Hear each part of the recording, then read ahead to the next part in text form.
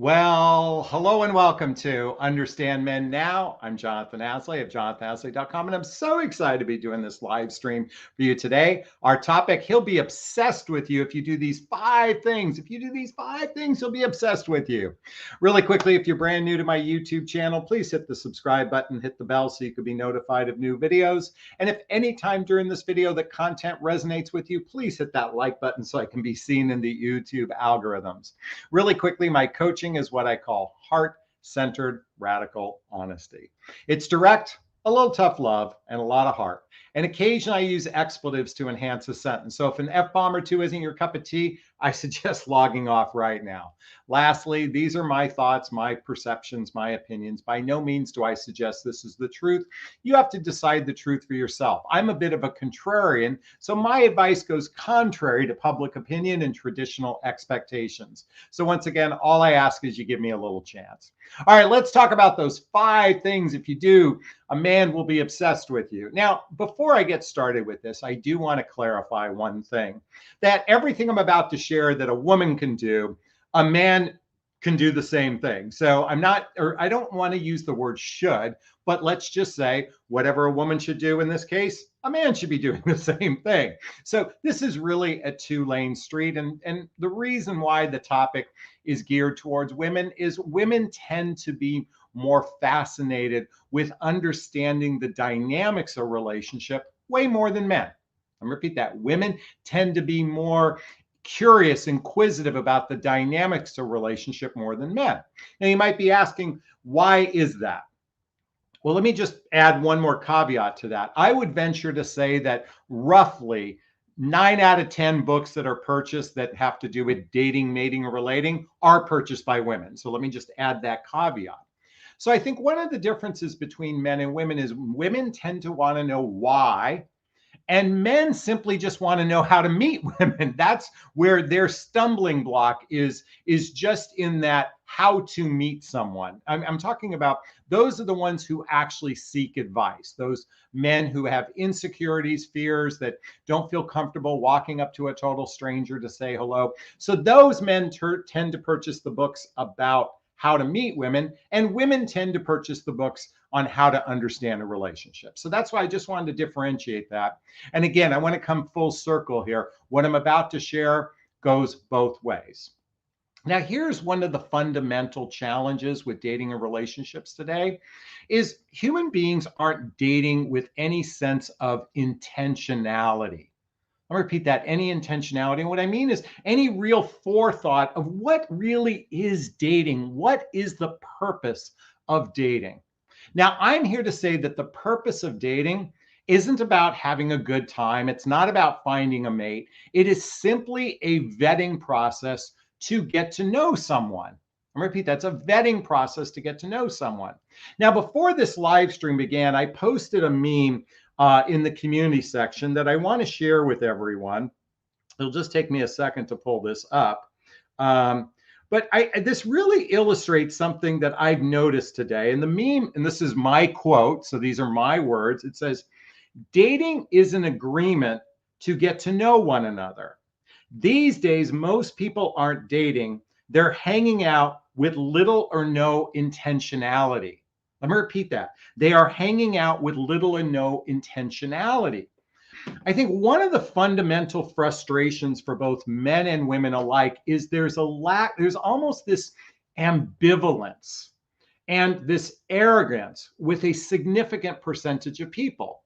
Now, I'm not saying it's 50% or more. I'm just saying it's a significant percentage of people show up ambivalent or arrogant in the process.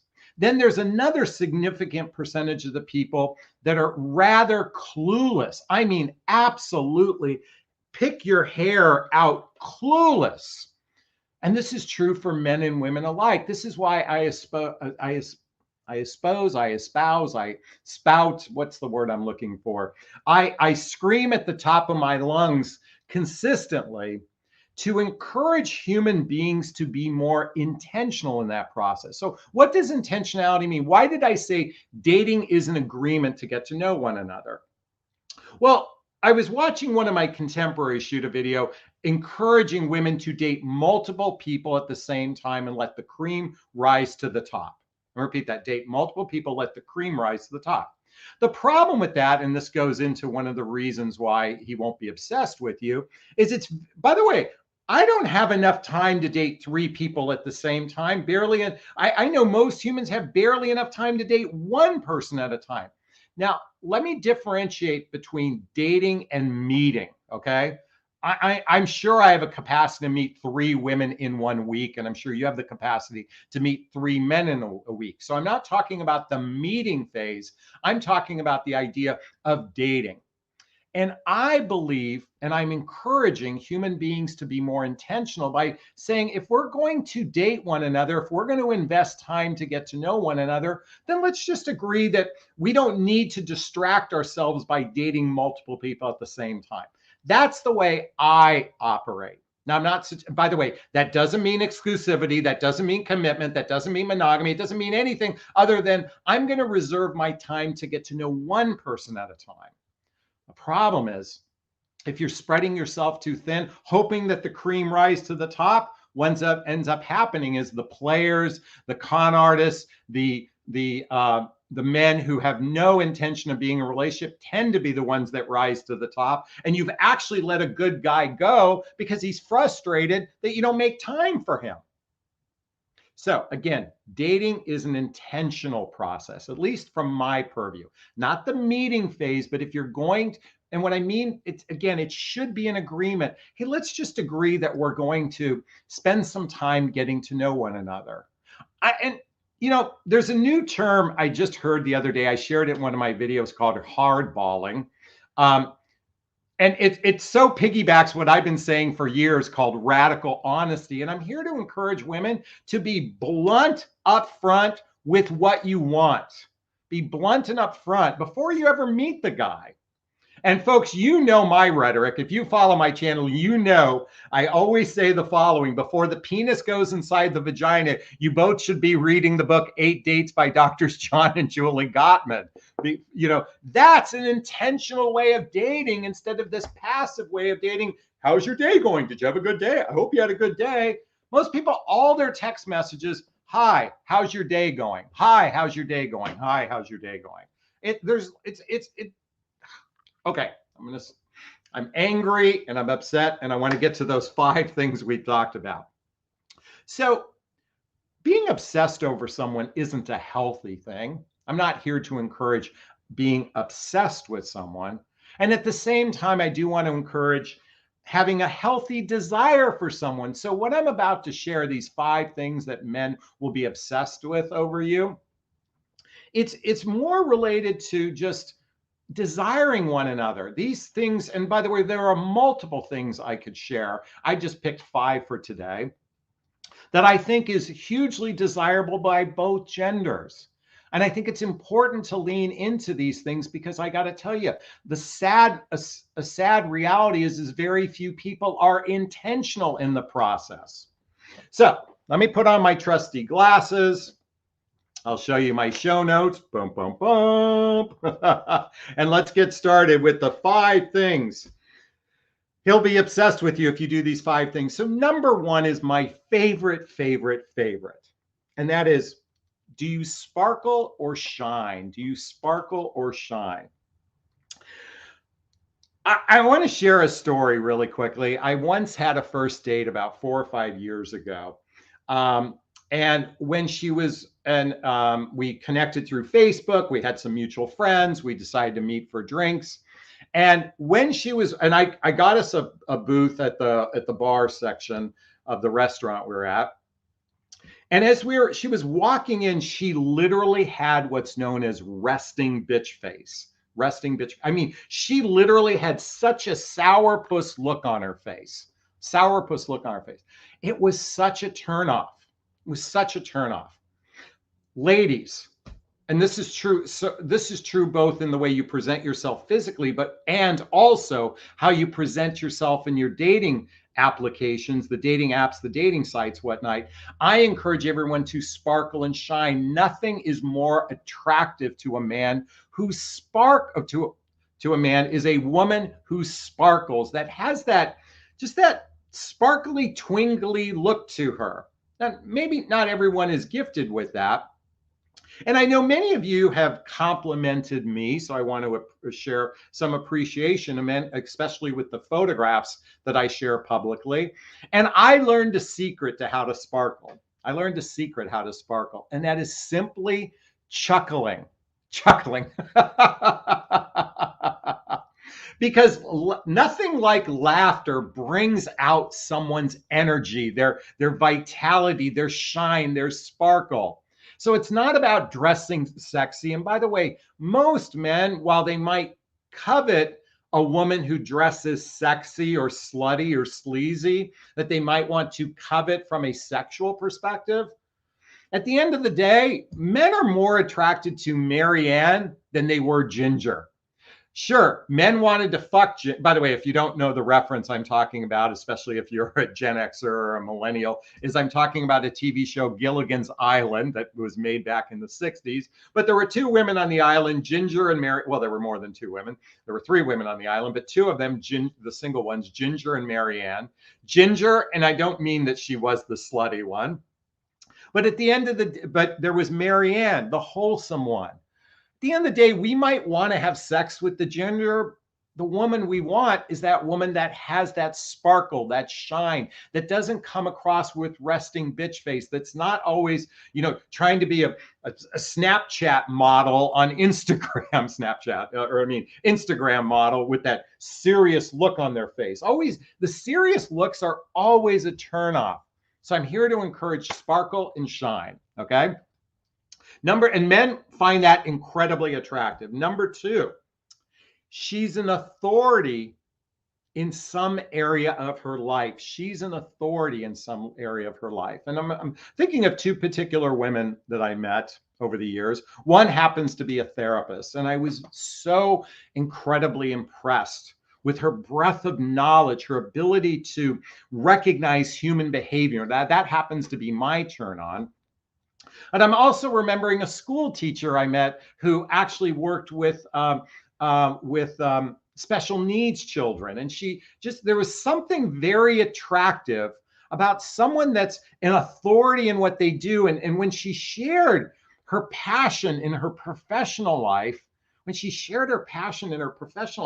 found that incredibly attractive. When someone is actually an authority, and by the way, ladies, you feel the same way about men, right? When they're an authority in their area, that is an incredibly attractive trait, a very attractive quality.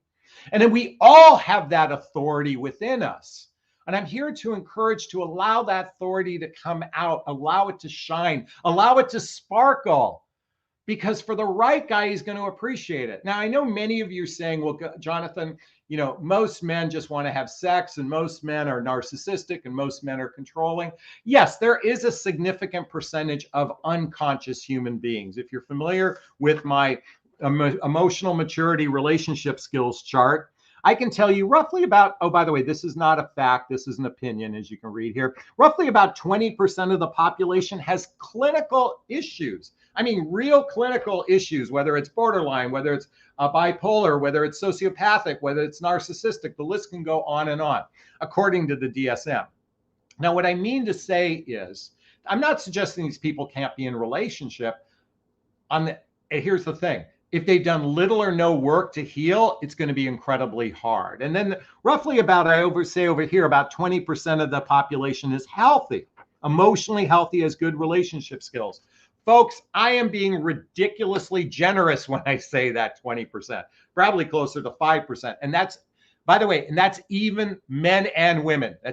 By the way, it is not 80% men are the problem and 20% women. It's 50-50 as far as whether they're healthy, emotionally, clinical issues, or what I say in the middle, dysfunctional.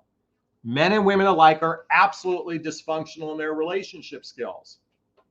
So coming back to my point about, you could say, well, a lot of men don't appreciate women like this. I'm talking about those emotionally mature men. I'm talking about those men whose actions match their words. They have a level of victor consciousness. They know how to actively listen to somebody and know how to fight fair. They have empathy, and empathy just doesn't mean I can feel your feelings. Empathy means I care about my own feelings too. And lastly, they have that capacity to be transparent in a relationship.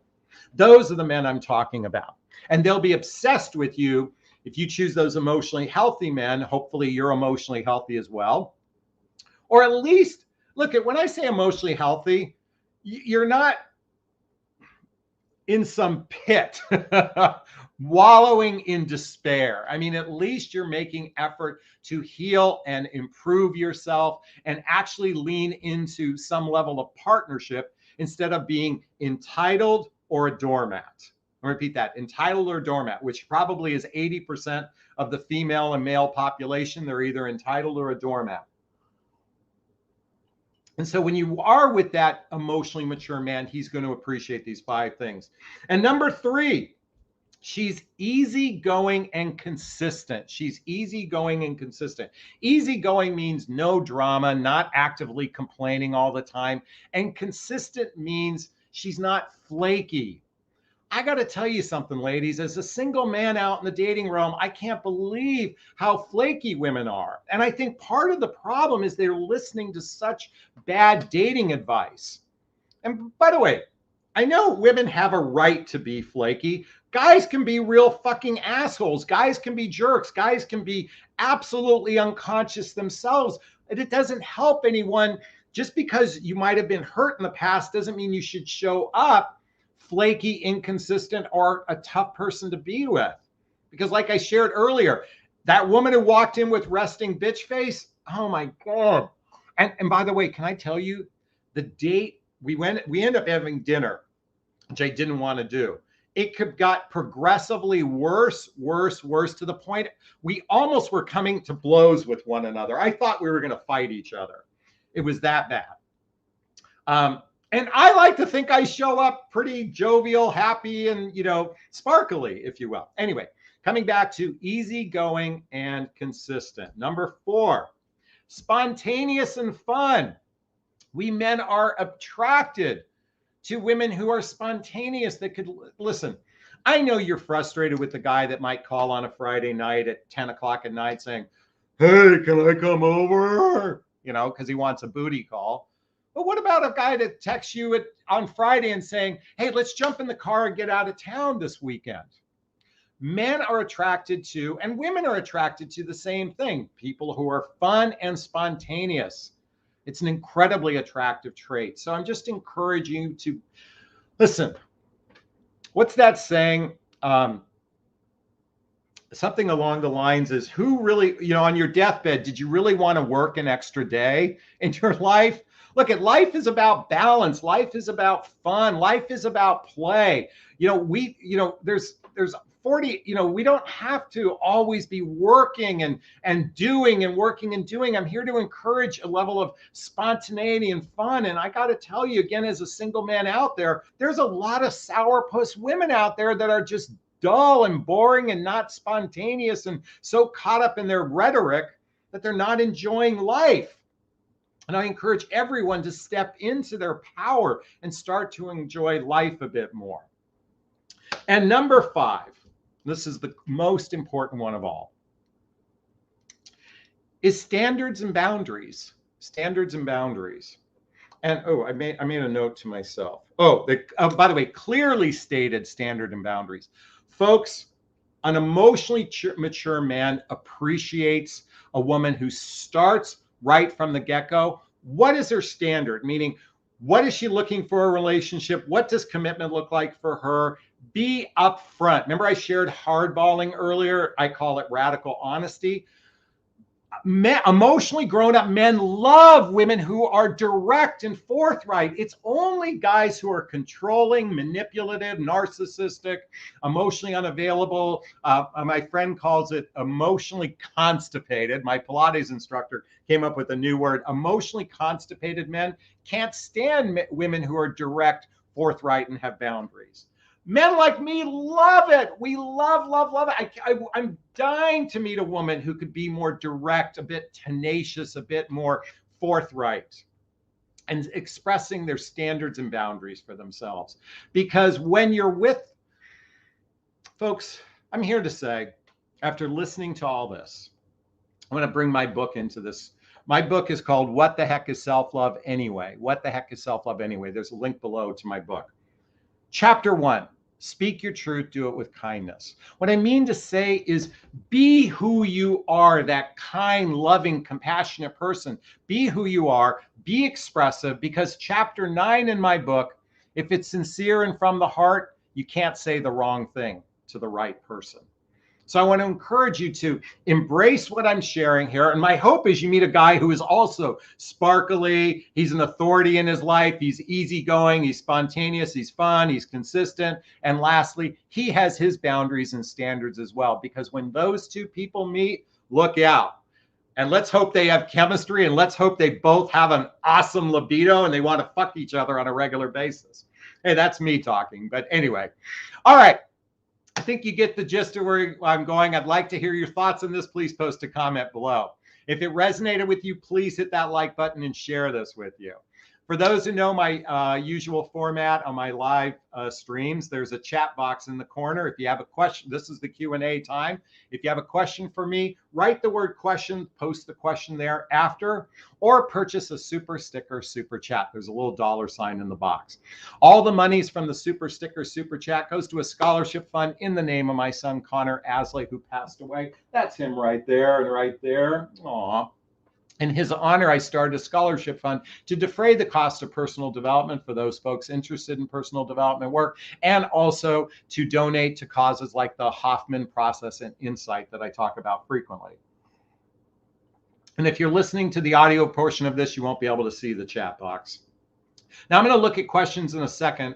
I want to share something with the audience today. As I said before, dating is an agreement to get to know one another. You know what fascinates me so much is a lot of dating advice is a lot of unhealthy dating advice. And I think it's because it's coming from the egoic place that most human beings operate, from a place of get versus give. I'm going to repeat that, a get versus give attitude. This is why I continually remind everyone, my relationship iceberg. And I'm showing it here. If you look above the waterline, it says attraction and chemistry. And most folks hyper-focus on chemistry and romance without understanding the important aspect of a relationship, and that's compatibility, which is shared values, blendable lifestyles, and emotional maturity. And so when most dating advice is hyper-focused on attraction and not understanding about values, about lifestyles, and lastly, is this person grown up enough to be in a relationship with, then the definition of insanity is doing the same things over and over again, expecting different results. And I'm here to offer, I share with you a variety of books in every video to encourage you to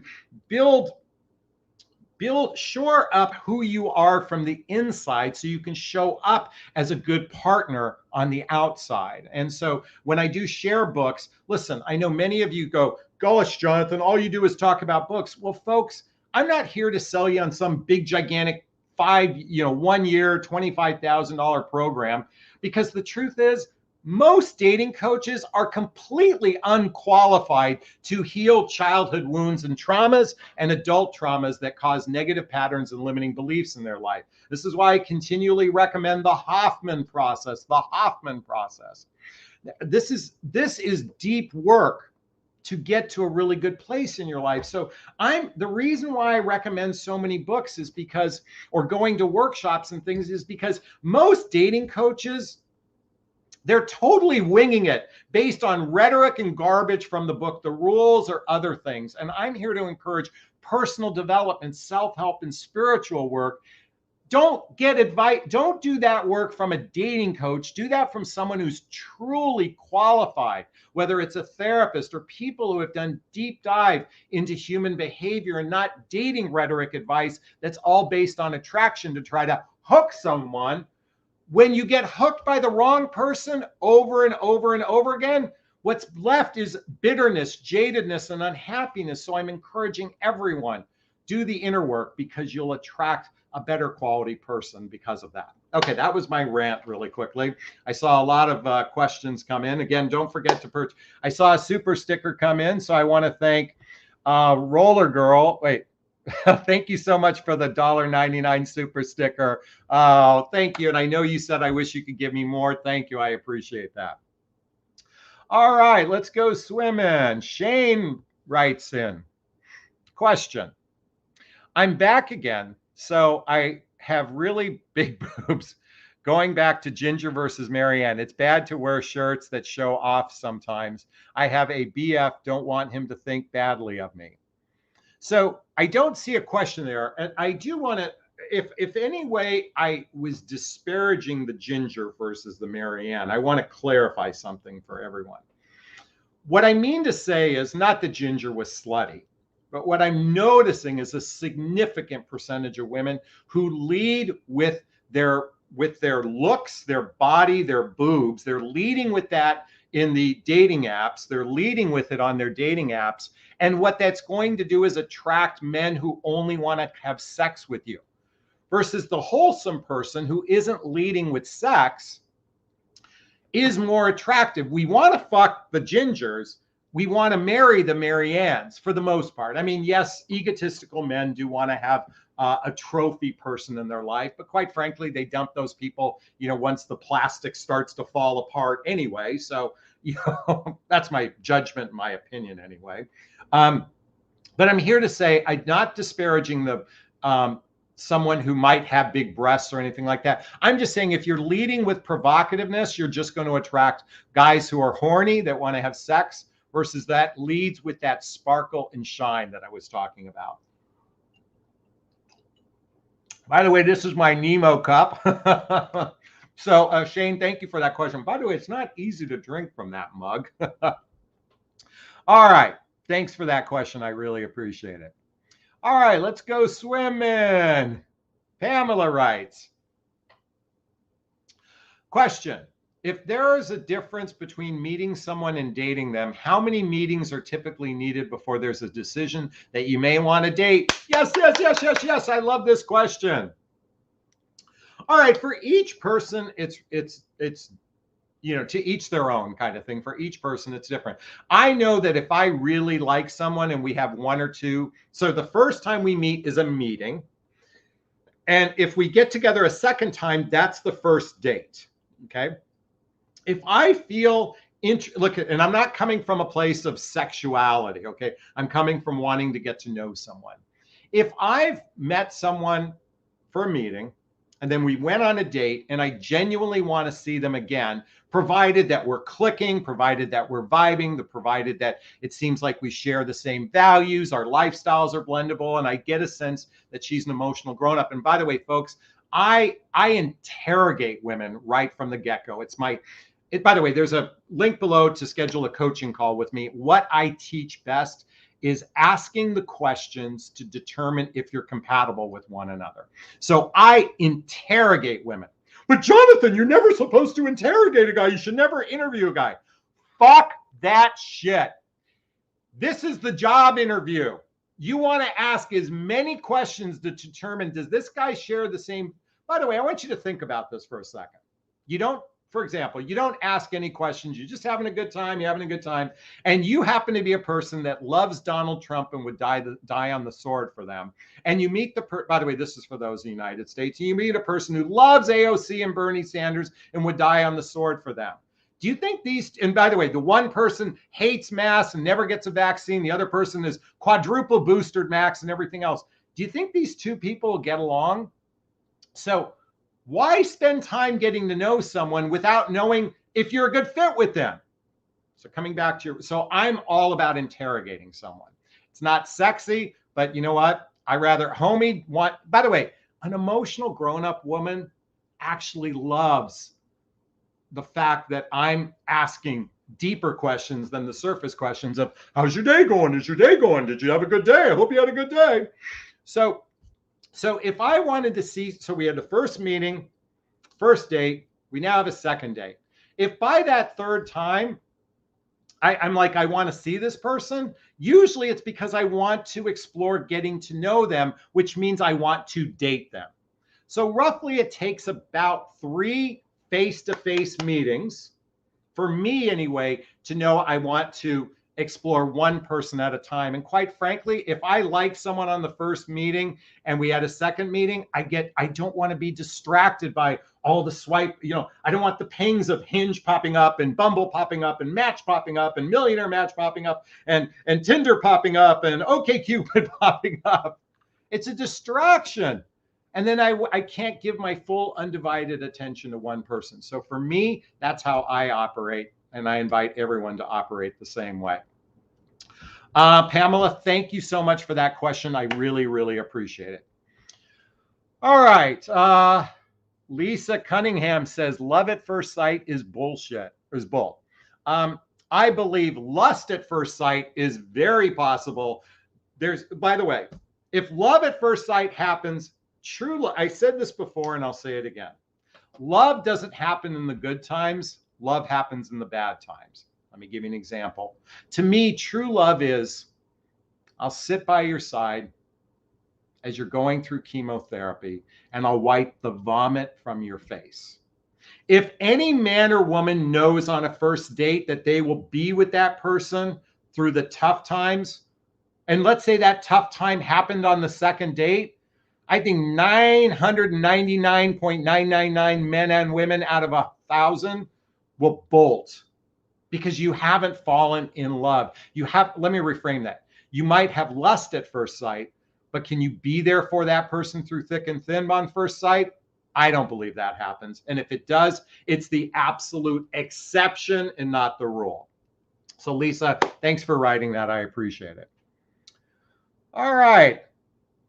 We've got a super sticker I just saw. So let's open that. Bear with me. Anne writes, I took myself out of the dating realm. I have 2 exciting projects in my life. Starting up will take a lot of time and energy. Am I right to pull out?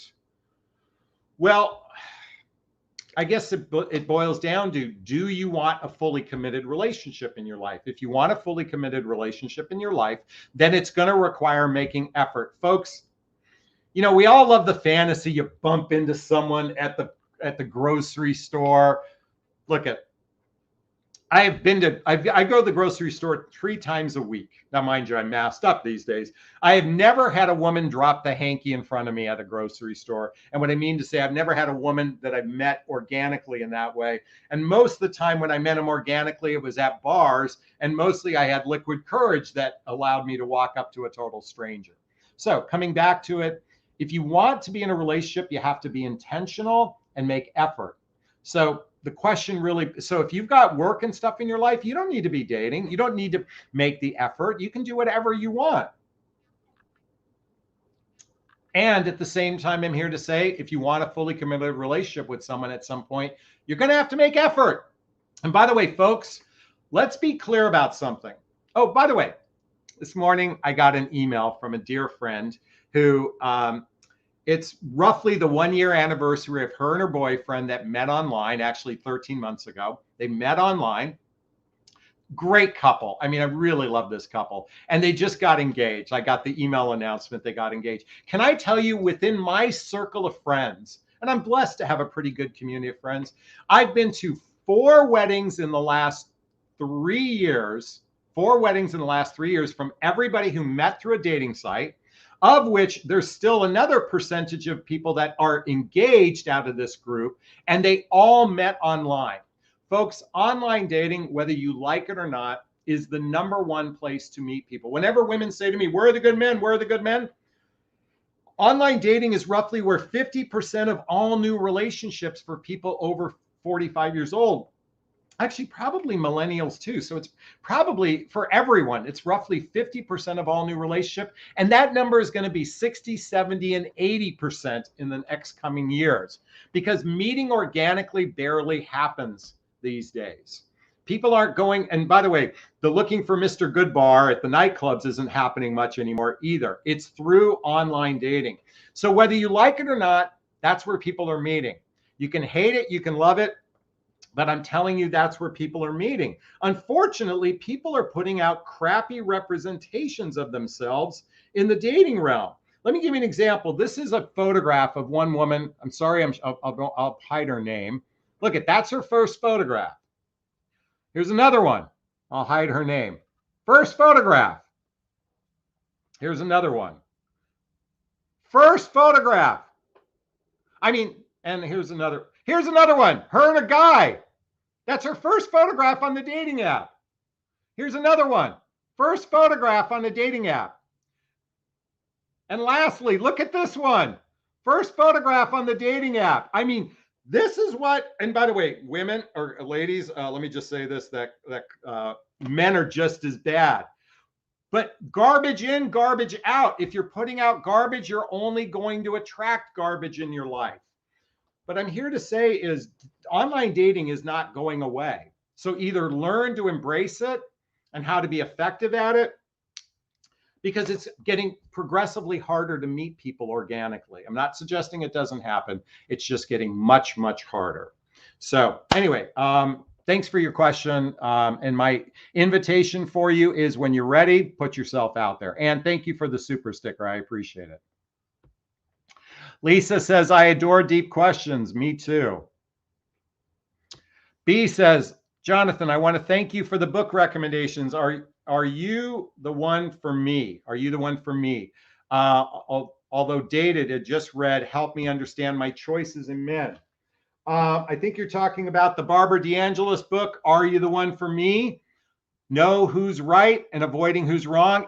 Even though you might think it's outdated, I think this is brilliant. Barbara DeAngelis is brilliant, and I highly recommend this book. So, B, thank you so much for bringing that up.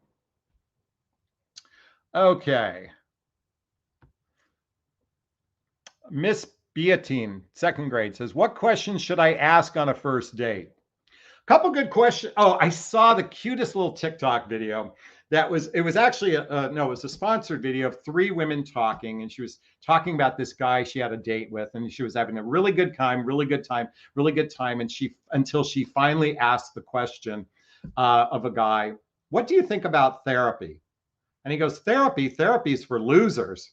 And then the women are going, oh, what a shame. I mean, he sounded like Mr. Perfect, but the minute he said therapy is for losers, I'm here direct. What personal development work have you done? What self-help work have you done? What spiritual work have you done to heal childhood wounds and traumas? I love that as a first question. But Jonathan, that'll scare a guy away. Look at, only jerks, assholes, controlling people get offended by that. Actually, emotionally mature people go, that's an interesting question. You know, I haven't really thought of it, you know? So my invitation is to go deeper than the surface. Now I'm going to share one last thing here, because this is my first date request from women. I'm going to share this with everybody. I've shared this before. I'm going to share it again. If you haven't seen this meme I posted before, here, let me put it on this side here. It says, I hate small talk. I want to talk about atoms, death, aliens, sex, magic, intellect, the meaning of life, faraway galaxies, music that makes you feel different, memories, the lies you've told, your flaws, your favorite scent, your childhood, what keeps you up at night, your insecurity and fears.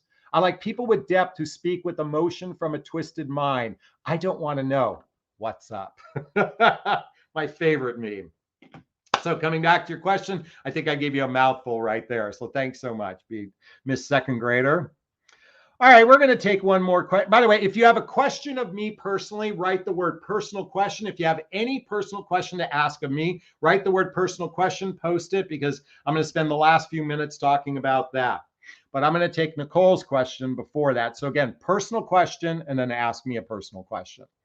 So Nicole writes, question, what are your top 3 tips for good bio on a dating app? Jonathan, you are Mr. Sparkle. Thank you. Tips.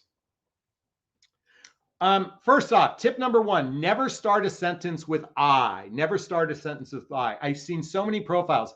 I. Every sentence is I. By the way, psychologically speaking, that comes across as narcissism, whether it was intended or not. So tip number 1, never start a sentence with I. You could simply start a sentence, well, personally speaking, you know, that way you're not starting with an I. You could say personally speaking. So that's tip number 1. Number 2, put something juicy in there. Something like, instead of saying I like restaurants and traveling and, walks on the beach holding hands. If you say a restaurant, then tell them your favorite restaurant is Mastro's because they have this great sizzling mushroom dish that I look forward to. So make it more juicy and delicious. Make it more not the food aspect of it, but be more detailed, be more effervescent, be more creative in saying, I like restaurants. Share a specific restaurant and why you like it. And last but not least, humor. I read one woman's profile that said, she said these words, I'm the kind of girl that would get up at 4 a.m. to drive you to the airport so you can catch your 6 a.m. flight. And I'm going to give you the biggest, gigantic wet kiss before you get on the plane. And not that that's overly humorous, but I love that sense of creativity, that sense of humor and actually painting a picture of what it'd be like to be with them. Humor is hugely important. We have so many sticks in the mud. Oh my God, there's so many women and men who are just a fucking stick in the mud. Part of the reason why I curse, folks, I got complaint the other day on one of my videos that it's not professional to curse. I'm here to say I curse because it's an exclamation point of humor for me. It's an exclamation point of humor for me. I know it's not everybody's cup of tea, and that's okay.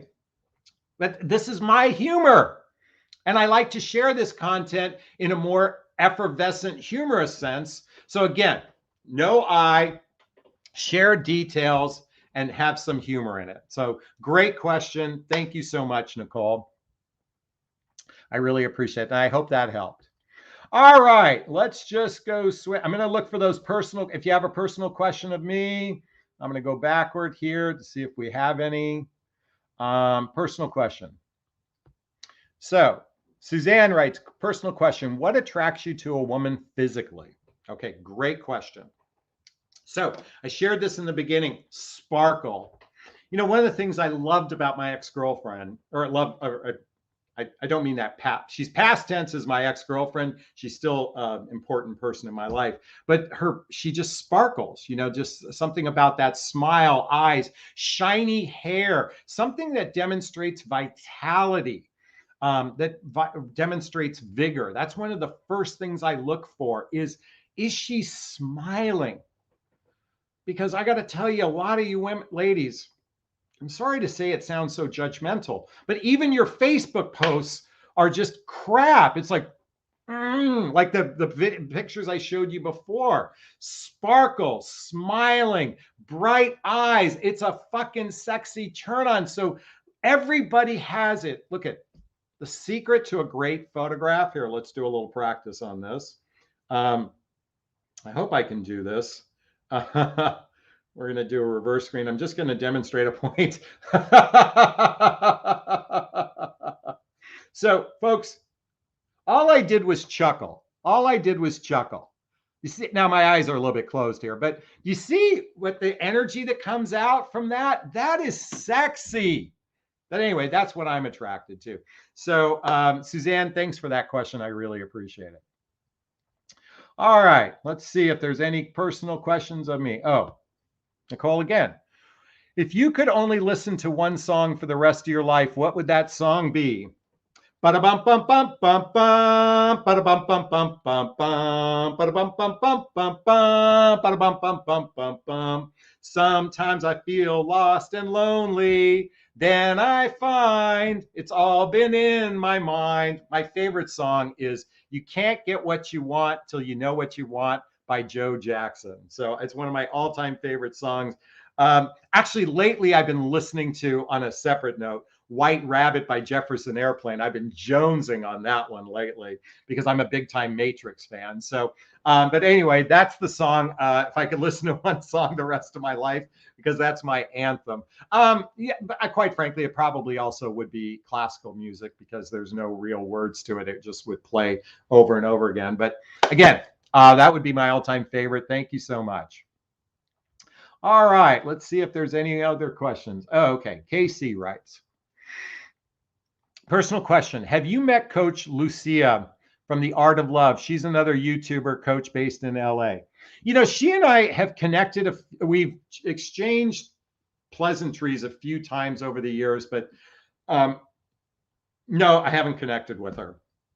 And I think I swiped right on her on a dating app once, but she didn't swipe back. So anyways, thanks for that question, Casey. Appreciate it. LKE's got a mushroom. Everyone knows how much I love psychedelic journey. So thank you for that. All right, personal question. Oh, here we go, Julia. Personal question. Do you regret the rough time you went through after your divorce? Do you regret the rough time you went through after your divorce? So, as much as I regret, well, I want to be careful with the word regret.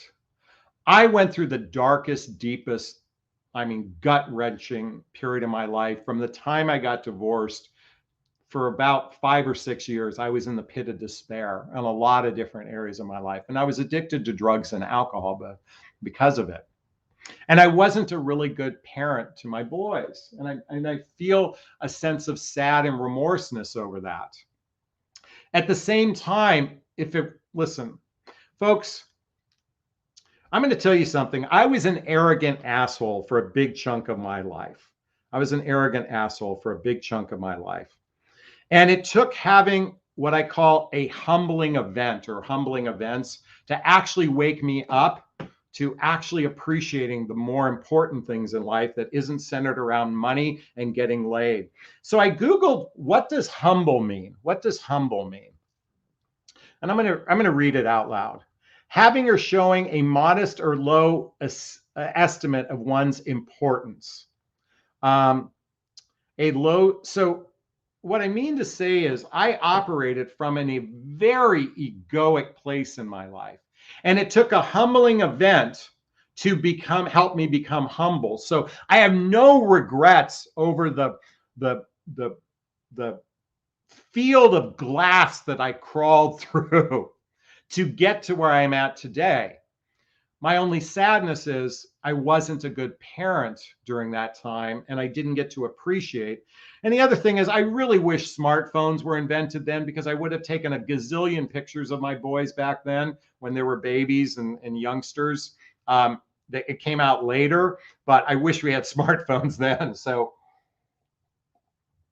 Julia, thank you so much for that question. I hope I answered that for you. I really appreciate it. All right. Nicole says, question, how do you know if you met the right person? I think you know it when you ask them to marry you. That's how you know you met the right person. And not on the first, second, or third date you ask them to marry you. I'm talking about it's the right person when you want to marry them, or you want to live with them, or you want to spend the rest of your life.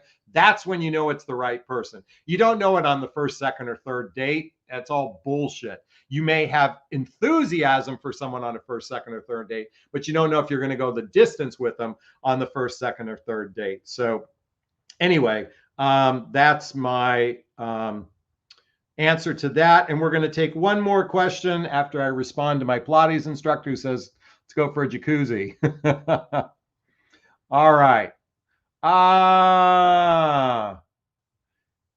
Roller Girl says, you have grown then, Jonathan. Thank you so much. All right. Looks like there's no. Oh, yeah. This will be the last one of the day. Alicia says, question. Have you ever been in a long distance relationship, and what tips do you offer to keep it going? Thanks, Jonathan. Super live chat. Thank you so much. So I've been in many long distance. Let me reframe that. Well, it depends on what we define long distance. My most significant relationship, we live 30 miles away. That's a long distance in some sense. And I've had plane ride away relationships that never worked out. I did a video called The 7 Tips for Surviving a Long Distance Relationship. I just shot that within the last 30 days. So scroll through that and find that video. And I give you the tips to how to survive a long distance relationship there. So yes, I've done them. And it requires being intentional, having a plan, and spending a lot of face-to-face time, because men don't bond through the telephone. All right. This would be a great place to wrap up for today. I hope you found value and that he'll be obsessed with you if you do these 5 things really quickly. I'll share them with you. Number 1, you sparkle and shine. Number 2, you're an authority in some area of your life. Number 3, you're easygoing and consistent. Number 4, you're spontaneous and fun. And lastly, you lead with your standards and boundaries and you clearly state them. Men who are emotional grown up love these kind of women. And the men who are controlling, narcissistic assholes, they just want to use you anyway, and you don't want to be with those guys anyway. And if you need to learn how to vet those guys, check out the link to a free discovery call with me. Oops, I'm bleeding. I cut myself. Oh, by the way, I broke one of my favorite mugs the other day that says "Swear you'll feel better" mug, and that's how I cut myself. All right, folks, we're going to wrap up today. If you found value in this, please share this with your friends. Please share this video. Please like this video. Post a comment below. Check out the links below to a discovery call, to my group coaching called Midlife Love Mastery, to my book, What the Heck is Self-Love Anyway? What the Heck is Self-Love Anyway? You can follow me on Instagram there. All right, we're going to wrap up this video as I always do. First off, giving myself a big, gigantic Jonathan Bear hug of self-love. I'm going to reach into the camera and give you a hug of love if that's okay. I'm going to ask you to turn to someone, a pet, a teddy bear, a pillow, and give it or them a hug of love, because hugs are a great source of love. And let's face it, we could all use more love in our lives. Thanks a bunch. Bye, everyone. Bye-bye. Bye. Oh, I want to say goodnight to Grace and Jennifer and Nicole and Vivian and Carolyn and Todd. Hey, man in the group. Roller Girl, Natalie, Gemma, Colleen, Claire, Kelly, everyone, big hugs to you. Have a wonderful weekend. Be well.